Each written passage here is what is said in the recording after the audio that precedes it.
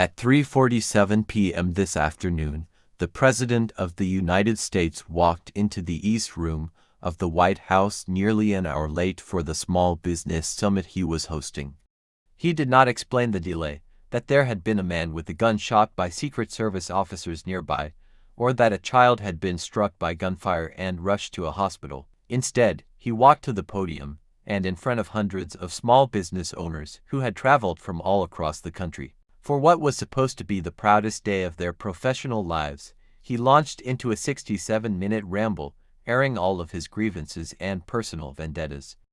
With a voice that was softer than usual and words that kept slurring, he jumped from tariffs to imaginary economic victories, from attacks on political opponents to bizarre claims about global wars, rarely finishing a thought before veering into another, stopping to go off on a tangent about how great he is at taking cognitive tests and telling the business owners seated in front of him that they probably couldn't pass one. But most shockingly, he repeated his plan to not leave the White House at the end of his term, saying, "When I get out of office in, let's say, 8 or 9 years from now." The event today was supposed to be a celebration. National Small Business Week is a tradition that goes back to 1963, when President Kennedy established the tradition by proclamation to honor the country's top small business owners. The 2026 winners had come to Washington, D.C. for this moment.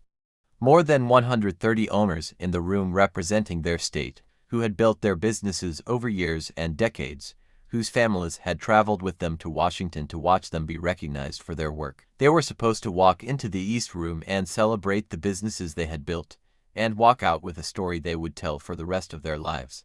That is not what they got. What they got was a man whose attention span has visibly collapsed, performing for the cameras, who spent more time talking about things that had nothing to do with small business and everything to do with Trump and his need for validation. And what made it so jarring wasn't just what he said, it was the disconnect between the room he was standing in and the reality he chose to create inside it. These were not rally attendees. They were not there to hear his plea for votes ahead of the midterms. These were small business owners there to celebrate Small Business Week, and the President of the United States couldn't control himself even in a crowd like that. He took the discussion in many different directions, spending a large amount of time talking about his repeated cognitive testing. He told the room, "In my opinion, anybody running for president or vice president should take a cognitive test, and no president has ever taken one except me. I've taken 3 of them, and I've aced each one." He went on to describe the first question on the test, which involves identifying which animal is the squirrel out of a list that includes a lion, a bear, and an alligator. He bragged that one doctor said, "It's the first time I've ever seen anyone get all questions right. That's a doctor who does this stuff for a living. And I did it 3 times. He named the doctor Ronnie Jackson. The same Ronnie Jackson who, in 2018, stood at the White House podium and told the country Trump had incredibly good genes and might have lived to 200 if he had eaten healthier. The same Ronnie Jackson who is now Representative Ronnie Jackson of Texas, who was demoted by the Navy after a Defense Department Inspector General report found he created a hostile work environment, made sexual and denigrating comments about a female subordinate, violated alcohol policy during presidential trips, and used prescription-strength sleeping medication in a way that raised concerns among colleagues about his ability to provide proper medical care. Though Trump's Navy secretary later reversed the demotion in 2025, that is the doctor Trump just told us has examined his cognitive function. He also said, "I'm tired of taking that test. You know, you sit before a group of doctors, and they ask you questions." This is the first time I can remember Trump publicly stating that there was a group of doctors who tested him. And that is something we need to remember, because it means there may be more doctors than we thought covering up whatever the president might be going through. And that means Trump is lying about the doctors. Or those doctors saw exactly what the rest of us see and signed off on a clean cognitive result anyway. And if it is the second one, those are doctors who took an oath, who know exactly what they signed, who will have to live with what they did for the rest of their professional lives. They have not just betrayed an oath, they have betrayed their country. But the bigger story is that a man genuinely confident in his cognitive function does not perform his cognitive fitness in front of small business owners on a Monday afternoon. The fact that he keeps bringing it up unprompted is itself the answer. No president in modern history has made an issue of his own mental fitness the way Donald Trump has. And every time he does, we learn another piece of the truth, even when he thinks he is keeping it from us. Buried in this same speech, he gave us this. He was talking about how the press would cover it if he ever publicly admitted he was not feeling well. Then, in the middle of the thought, he said, "Actually, I won't have to say it, because you'll be able to see it just like you did in the last administration." He is not warning us about a future decline. He is telling us his decline is not happening right now. He is pointing at Biden as proof that decline is visible to the public, and then asking us to look at him and see nothing. But we do see it. We have seen it for months. He is hoping that his over-explaining and manipulative words will make us ignore the man in front of us. We are not ignoring him. We see exactly what he is and exactly what is happening. Then came the 8 to 9 year line. The full quote, in context, while he was explaining a tax provision, "I really was going to make it for a 1-year period. That would mean you spend all your money immediately. Now, unfortunately, I gave you too much time. I was sort of against that. I said, let's do it for a shorter period of time, but we did it. It's the right thing. And this way, when I get out of office in, let's say, 8 or 9 years from now, I'll be able to use it. I'll be able to use it myself." He thinks he is being funny, but we can see through this performance, too. We remember when he tried to overthrow an election. We hear him every single time he lies about winning in 2020. We watched him say last week that voters might need to vote twice. At best, this is cruelty disguised as humor.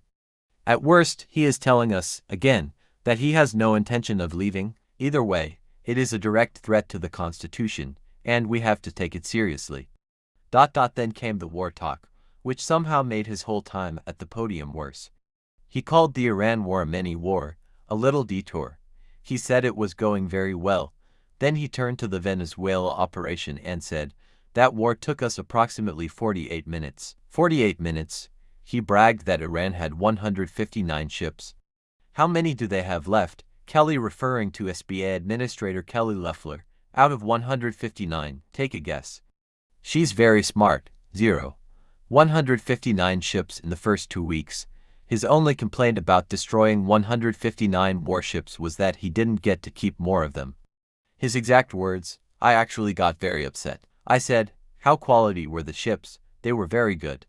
I said, why didn't you just take the ship? Why do you have to send it to the bottom of the sea?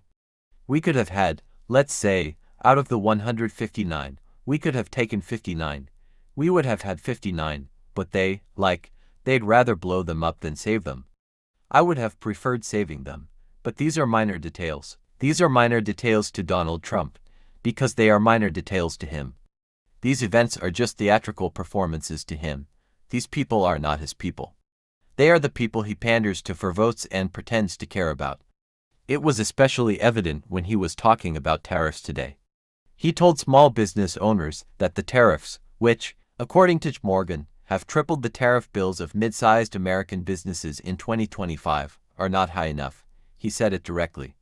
After Andrew Saville of Coosa Steel stood up and thanked him for the steel tariffs, Trump turned to a different small business owner and said, "You actually said thank you for the tariffs, but the tariffs really aren't high enough in my opinion in that particular thing." Then he announced that more tariffs are coming. His exact words, "The tariffs will actually be higher. It's turning out they're going to end up being higher." The Yale Budget Lab estimates that Trump's current tariffs could cost the average American household between about $760 and $940 in lost buying power. The New York Federal Reserve published research finding that nearly 90% of the burden of Trump's tariffs are being paid by U.S. companies and consumers. Kevin Hassett, his National Economic Council director, called that paper an embarrassment and said the researchers should be disciplined, which is Trump administration code words for, "The facts don't support the propaganda. So we will attack the findings in hopes of discrediting the results." And then they attacked the people who reported it. And then there was the cruelty, casual, constant, dropped into the speech like it was nothing. While talking about the estate tax, which Republicans rebrand as the death tax, he said this: "They end up going bankrupt. They end up, in many cases, committing suicide. We have a lot of that." He was claiming this is what happens to family business owners and farmers when they cannot afford the estate tax after a parent dies. The framing itself is a lie. The federal estate tax in 2026 only applies to estates worth over $30 million per couple. The vast majority of small businesses and family farms in this country never come anywhere near that threshold. The death tax talking point is a long-running Republican fundraising tool that scares small business owners into voting against their own interests and supporting tax cuts that overwhelmingly benefit the ultra-wealthy. But set aside the lie for a second, and look at what he actually said. He told a room of family business owners that a lot of people in their position and their own lives. A few seconds later, he made a joke. He said, "Now, if you don't like your children, it doesn't mean anything. But if you do like to leave them to somebody that you love, then it's a big deal for them." What he meant was that the estate tax repeal only matters if you actually want to leave your business to your kids. So if you don't like them, none of this applies to you. Maybe that joke makes sense to him because he is the one who can't stand his own children. That would explain a lot. It would explain why he could stand in front of a room like that and say something so out of step with what those people actually feel about their life's work. But beyond what it says about him, it tells us how he sees families in general. They are not legacies, and there is no love. They are simply transactions to Donald Trump, property to be passed around, just like how he sees this country. Then there was the strange moment with Rick Harrison from Pawn Stars. Before Trump even introduced Harrison, he pivoted away from the small business owners in the room to lecture them about how hard it is to make it in television. 5% of the shows make it. 2% of the shows make it pretty good. 1% of the shows make it. So it's very risky to do a television show. Because, and I did The Apprentice, and that was one of the great hits of a long time. He did not say this about the small business owners in the room. He said this about himself. At a small business summit, then came the introduction. Trump introduced Harrison by saying, "I think I'd rather be liked than loved by him. Although he is a very handsome man, I would say." Harrison then walked up and delivered 60 seconds of pure sycophancy, calling Trump maybe the best president ever and saying, "I love this guy."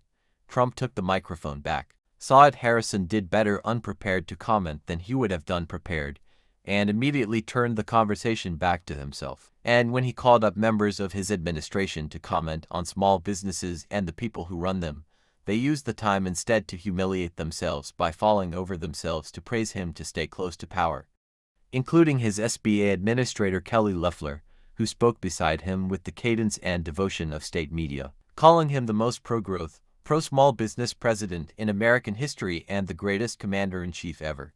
Unfortunately, Trump himself might not have heard all the praise, because even though he was standing right behind her, his eyes kept closing, and he looked wobbly on his feet as he swayed nearly asleep. He could not stay awake during his own event. This is what authoritarianism looks like in the late stage. It is not always what we imagined it would look like. Today, it was a 79-year-old man in the East Room of the White House slurring through a 67-minute speech, surrounded by enablers who tell him he is the greatest leader in American history, while the country he runs falls apart around him. It looks like Brezhnev's last years in the Soviet Union, slurred speeches, handlers managing his attention span, state media reading prepared praise while the leader stood unfocused beside them, the propaganda machine running on top of a leader who could not reliably finish sentences. Everyone in the room knew what was happening. Everyone outside the room knew too. The only people still pretending were the ones whose power depended on the pretense. That is what we watch today. I keep thinking about something I saw with my own eyes back in 2020. We were living in Newport Beach at the time, where every other house seemed to have a flag for him in their front yard, and then he attacked the military.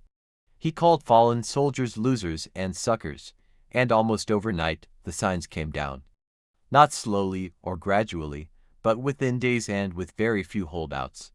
Either no signs went up to replace them, or Biden signs went up. That is what is building up again right now. Not a big moment like that, when saying something diabolical could elicit that kind of response, but the slow erosion of his control over his base. The closer we get to the midterms, the more performances like today we are going to see, because he cannot help himself, and the people propping him up cannot fully control him anymore, and every single one of those performances pushes more people toward the exit. The Newport Beach moment is happening again, on a national scale, in slow motion, every single day. And it is not going to stop. The momentum is building, the facts tell the real story of what is happening to our country, and no amount of propaganda speeches like we saw today will change the truth. That is why I still have hope for America. And you should, too.